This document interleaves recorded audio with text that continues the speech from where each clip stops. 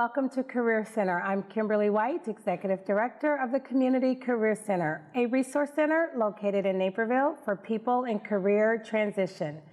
Career Center will bring human resource professionals and other experts together to provide job search tips to you as you search for your next success. Later on Career Center, Kristen Krope, Director of Business Development for the Steely Group, will join me at the table to share insight on why job seekers should work with a recruiter. But first, I'm happy to have business and life coach Cindy Dove. Cindy is the founder of Purpose Live. Cindy, welcome. Thanks, Kim. I'm delighted to be here. So Cindy, tell me a little bit about you, and I'd love to hear how you founded Purpose Lives, where that name came from. For the past 25 years, I've been helping people identify their life purpose, so hence living a purposed life. And it's your life purpose is something you've been doing naturally and spontaneously your entire life, but once you name it, it helps you be more intentional in your interactions with other people because they're asking you for it all the time. And you've been going around and doing this with companies, and I know you've done some workshops at the center. I have, and one of the most interesting places that I've done this work is at Dwight Women's Prison. Really? Very nice. All right.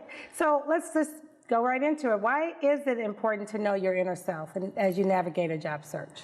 Because when you're starting a job search, whether you have chosen to leave your past job or whether it was chosen for you, you learn how to write a resume, you learn how to do an interview, you learn how to dress for success.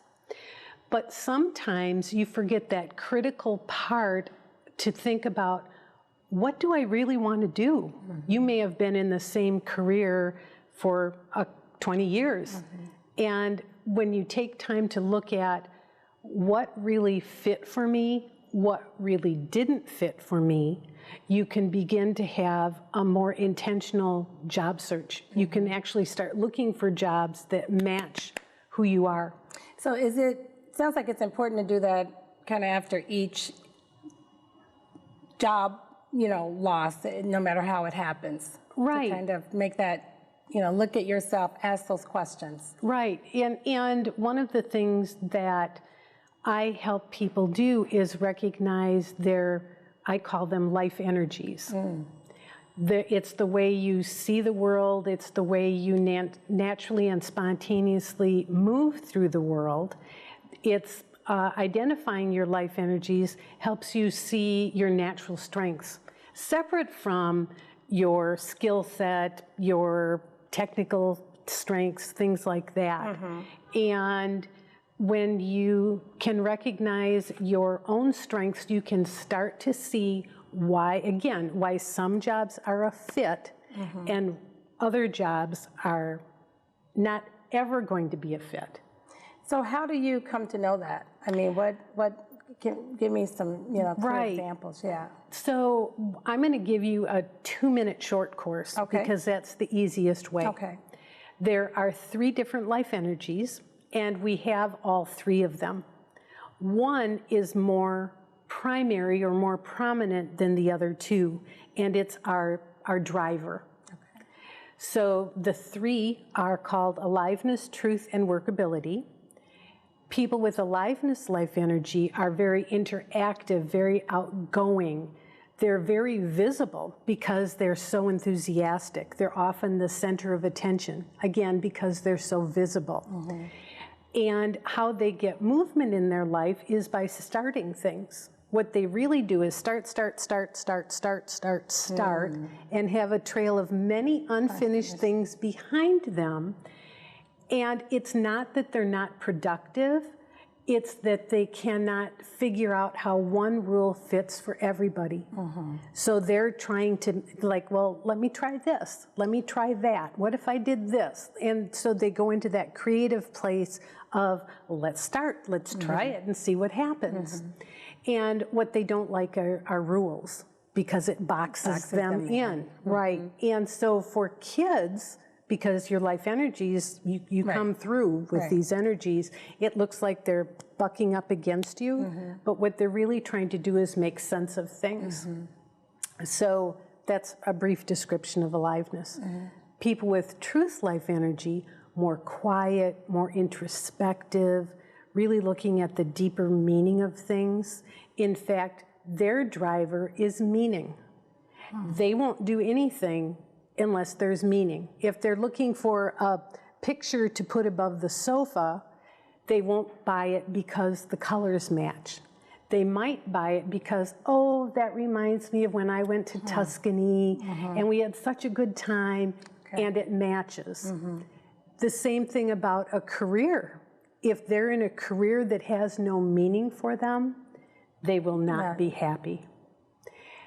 They also don't make snap decisions because when they are faced with a decision, they want to look at your side of things, they want to gather information, they'll look on the internet, and then they'll go inside because they have a really rich inner life. There's a lot going on inside, but it's not always expressed. And what you'll hear people with truth life energy say a lot is, let me think about that. You know, they need time to pause and think. The third life energy is called workability energy. People with workability life energy are about order and completion. They know how to get from point A to point Z. They know what the steps are in between, and they do them because that order creates structure for them. And they love projects. In fact, when one project is winding down, they're looking for the next one because they don't like downtime. And what they don't like, in addition to downtime, are problems, because it gets in the way of order. So they're troubleshooting 15 miles down the road to keep that from happening. So when you can recognize which of these energies is your primary energy, it begins to help you in your job search because jobs have energies. You know, if you have truth life energy and are more introspective, if you're faced with interacting with the public all of the time, you will likely feel drained. No, it doesn't mean you can't do it, because remember, we have all three. But you can begin to find jobs and settings that are a better match for you. So you're saying that we have all three, but one clearly stands out in each person. Is that what I'm hearing? Yes, exactly. So let me give you an example. For me, my life energies line up aliveness, truth, and workability. So I'm really outgoing. I like to think about things. Don't make me fill out a form. I don't like those details, although in my business, that's exactly what I help people learn how to do. So that's kind of one example. My husband's life energies are truth, workability, and about this much aliveness. So he's very quiet, has a lot going on, thinking in his head, and he will get a thought, and then he takes action. So you can start to look at how this plays out in your life, and it also helps you to look at the other people in your life and go, oh, that's it, right. I'll be thinking about that now. I know, because we tend to judge ourselves and others for not being the way we think it should be. I mean, in listening to this, it's important to know where you are as you're looking, you know, for a career or deciding upon a career, or you know, in college, because if you're not that outgoing person, you have to think about that, right? Because yes, certain jobs just aren't going to fit. And it doesn't mean, like I said, that you can't do it, but to recognize that some jobs will be more of a challenge for you. And back in the day, I had a job that was supposed to be for an educational lobbying group. It was supposed to be grassroots organizing, being out with the public. It was being in an office by myself producing documents. That would be tough for someone who's outgoing. It was just like, and for someone else, it would be an awesome fit. You talk about the three different styles of relating and communicating. Can you share that? Right, that would be the life energies. The life energies, that's right, the life energy piece. Exactly, because the interesting thing is that it is deep within us. It is just how we see the world. And it's very, very different among the three groups. Three different groups, okay. Yep. How can you use the knowledge of that, of the life energies, to have a more effective interview? Well, one of the things that you can do is when you're submitting an application, your resume for a job, first off, look at the duties and responsibilities that are listed about the job. Get a sense if it's more of an aliveness job, more of a truth energy job, or more of a workability energy job. So you have that going into it. And you can, even in this short conversation, if you started looking at job offers, you would be able to see it just like that. You're like, oh, there's that. Then when you're in the interview, you can start to notice how the interviewer is asking you questions. Are they very interactive? Are they more like bullet points? Are they really wanting to know how you might bring meaning to this career, so that you can begin to frame your answers in that way? So, for instance, if you have truth life energy and your interviewer has aliveness energy, you want to amp up your own physicality, because otherwise it looks like you're just not that interested. Right. Which isn't true, but that's how people perceive it. Right, so it's important to really recognize where the other person is. Right, exactly, and conversely, for me, if I were interviewing with someone who had, say, workability energy, I would tone my natural vivaciousness down, and I would be really clear about answering questions succinctly in a format. Oops. It's okay. So, yeah. That's all right. When we talk about finding a job where you know your best self and your strengths, how do you use this information as you are searching for your next job? Well, I think that being aware of your own life energy and the parts that you love to do, you can begin to search for jobs that match that.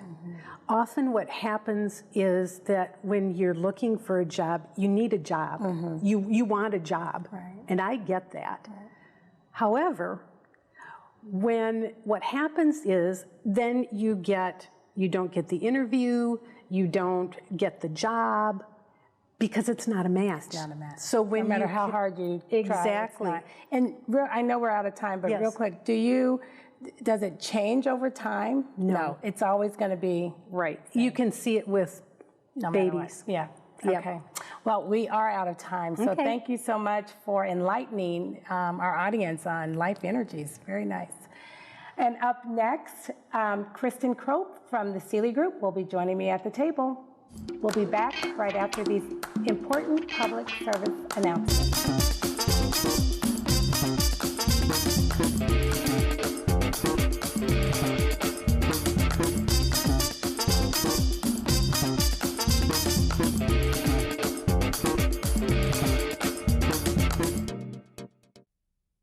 To find out how to protect your family, including your pets, in an emergency, please visit the ASPCA website or Tony LaRussa's Animal Rescue Foundation website. Be a responsible pet parent. Be prepared. Welcome back to Career Center. I'm Kimberly White, and joining me at the table is Director of Business Development for the Steely Group, Kristen Krope. Welcome, Kristen. Well, hello, Kim. Great to be here. Yeah, Thanks so for having me. See you. You too. So, Kristen, tell me a little bit about what you're doing now. You're with the Steely Group. Yeah. Tell me. Sure. So I'm the Director of Business Development, like you mentioned, and the Steely Group is a boutique firm, woman-owned, and we have 3 lines of business. So I do mainly sales and business development, and we have HR, clinical research, and healthcare. Okay, and they're located in, is it? Yeah, we're in Oak Brook. In Oak Brook, yeah. okay. And so, we're going to get right into it because it's really, it's so important to know how to work with a recruiter. Absolutely. So let's start with, how does someone prepare to look for a job? What is the number one thing job seekers should be thinking about? Absolutely. If you're putting yourself out there and looking for a job, you need to get your resume up to date immediately, whether, you have somebody help you with that, or you utilize researches. I mean, technology these days, you can Google anything and get a good template out there. So get your resume up to date, and definitely get your LinkedIn profile up to date. That's going to be an important piece, because these days, hiring managers, social media, they're going to go out on sites from LinkedIn and Twitter and, of course, Facebook. So, get your LinkedIn up to date and get a great picture. And that's so important, I tell you, we talk so much about that picture. Some people, I remember having a client one time who his picture, is probably 10 years, outdated. And so you really want to make sure the picture's up to date. Absolutely. I mean, cell phones these days, they have cameras on them, even just a blank wall, a nice, headshot would be great. You don't really want to have a picture with a group of friends that you're cropping, everybody else out. So it is important to have a great profile picture and up-to-date information, and, clean up anything on Facebook too, because, social media, as you're looking for a job, decision makers and hiring managers, they go to that. They look at things. And I think people still don't think, well, my account is private, people aren't going to see it, but there's ways. There's ways around it these days. So it's so important. When looking for a job, how many resources should someone rely upon? I'd say, several. I mean, I kind of say that loosely. You don't want to maybe, put yourself out there. If you're an active, looking for a job seeker, you've got to tell everybody you know. I mean, friends, relatives, neighbors, people in associations, exactly, people at your church, whatever it is that you spend your time doing, you really want to put yourself out there, ask for referrals, because these days it's definitely about networking and putting that information out there so you can find that right job. And then there's also job sites and... Absolutely. I mean, you're going to have to do a little dual action, shall we say. You want to kind of work with people and referrals that but, you're going to have to apply to jobs. You want to target that area, and you're going to want to go online and see what's out there. But absolutely, combining both efforts. And then also, of course, working with agencies and recruiters. Absolutely. Right? Absolutely. It's a great way to really put yourself out there. The recruiter will represent you. It's really recommended that, if you know somebody that is worked with recruiters, if they can, recommend, but look for somebody in that particular niche or, area of expertise. So if you're an HR professional, definitely make sure, you're looking for a firm that's got the HR representation, or if you're healthcare or whatever it might be. Really kind of align that so that, you're talking and dealing with people that are in the trenches, they're networking, and they're working with companies that, you're going to be able to find a job for. How are you more apt to bring in someone, if someone, were to tell you, hey, Kristen, there's this person that I know that I think fits the bill, or if you're looking at just a slew of resumes, are you going to tend to lean towards someone who knows someone? Absolutely, absolutely. I mean, I work with a lot of clients these days, and I have those relationships with them, and a lot of times they'll take my word for it. They'll say, you know what, you've done right by me all these years. Absolutely, I'll take your recommendation on that person, whether it's me working, through the firm and representing them to, get them placed, or, I'm just referring them over to somebody I know. I'm not maybe working directly with that organization. So absolutely. So that 80-20 rule is still in play, that 20% of the folks are 20% of the folks are going to get their jobs by networking 80% of the time. Absolutely. I mean, you really, I almost think it's probably leaning more towards, putting your networking, because, a lot of companies have those applicant tracking systems. And I think that's the biggest, shall we say, as a job seeker complaint, is just they feel like the resume goes into a dark hole. And when you work with a recruiter, they're able to really get to know you, ask you questions, dive into your background a little bit more. running references, interacting with you, and they'll be able to represent you a lot better than, maybe just your resume going through the system. But you got to do both sides. You got to do both. And also, I know you mentioned earlier about the resume, but it's important to make sure that, you're targeting your resume for each position that you're applying for, so you don't get into that black hole. Because if you're just sending out something generic. Yeah. I mean, those applicant tracking systems, those folks behind the scenes, I mean, they can tweak them now to certain things as to exactly what they're looking for. And you may fit that bill, so it's great. I mean, I would definitely recommend that people kind of tweak things, maybe have more than one resume. It's not like you're making yourself out to not be what you are, but you may have to align a little bit more, or shift some things up a little bit more in that 1, 2, or 3 category. Yeah, I always compare it to taking a test. I mean, they're giving you the answers right there. They're telling you what you need to put in your resume. Exactly. You just need to tailor it to it. Exactly. You mentioned earlier, I just want to get back to social media. Twitter, do you all, do you tweet jobs out there? How? Myself personally, I probably need to be better at that one. But yes, there are folks within our group that definitely do spend time on Twitter. So it's really important to get a Twitter account. Absolutely. I mean, I think it's just, if you're looking for a job or you're putting stuff out there these days, that social media is the platform. Absolutely. What suggestions would you offer as far as working with a recruiter or an agency? Sure. I mean, definitely, first of all, make sure that you're working with one in your expertise. But I would definitely say, working with a recruiter, you want to, get the resume put together and, send it out, have that conversation. If you can do an introduction, or somebody that you know of, knows somebody there, do an introduction, you can do it that way, and then just start, conversation takes place, and then we can start representing you for jobs, job searches. How does one just make sure that the company is reputable? I think, you can probably do your research. You can go online. I know our website is really unique in the sense that we have pictures and profiles and interesting facts about all of us, all of us. So I think you can go to most organizations' websites and kind of look at it. You can probably Google search Glassdoor, obviously, is another one that you can kind of do a little research on it. But if you can, if there's anybody that you know that can refer you or direct you, it's obviously a great chance to get a referral. Absolutely. So kind of give me an overview from start to finish. If someone were to call you and say, I'm looking for something in sales, what's that process? What is the process? Certainly. So so you would send your resume in, and then obviously put a call and say, I'd like to work with a recruiter there. If you're referred to somebody within that organization, even better, send the resume over, and then the conversation starts. Whether it's the recruiter invites you in to sit down, talk more formally, really spend a good, half hour, 45 minutes to dive into your background, go through your work history, find out what's important to you, where are you looking to work, all those important pieces of that next step in your career. And then obviously we can do what's called skill marketing, where we can, pick up the phone to some companies that we're currently working with or that we're targeting to work with, and markets, skill market your background. It's a little bit more on the confidential side, but if there's an interest from the client and, from the candidate, then we can obviously start uncovering that, share that, and then get them into the interview process. So it's really a lot like going through an interview. Absolutely. But it's just a little bit more friendly. They're there to help you and kind of guide you and give you some direction. Absolutely. And if we're representing you through the interview process,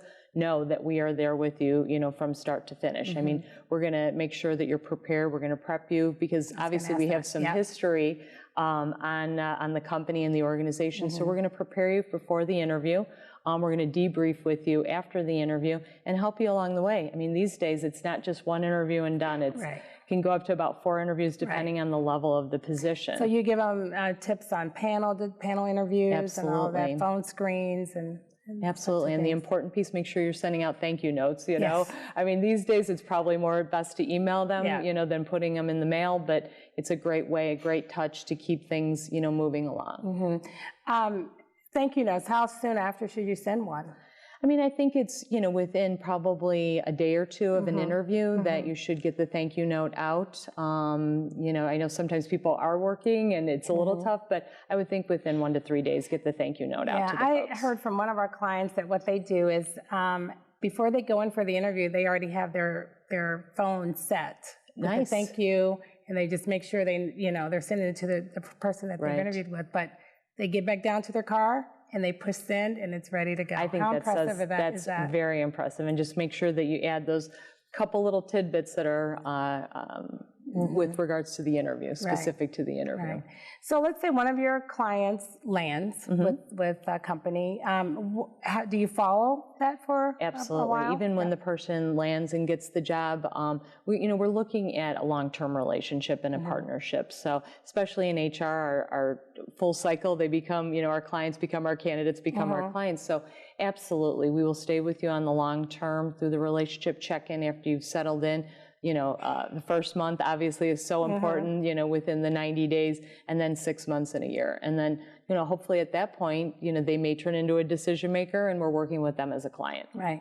And I would think another good thing that you all could provide if someone doesn't get the position is you're able to provide some feedback, because oftentimes you don't get that. Absolutely. And it could be minimal things like, just maybe years of experience or systems. And then again, it may just be, the firm handshake, or even just the person didn't come across, they didn't smile enough, they didn't, have that energy level. I think you were talking to the lady previously about that, to align with the decision makers. Do you all often send out more than one person at a time, or do you try to just really focus on one person? If it doesn't work out, then send someone else? I think it depends on the search and what the company's looking for. If we were to kind of narrow it down for them, probably the most we're ever going to really send over is like 3 to 4 candidates for any one position.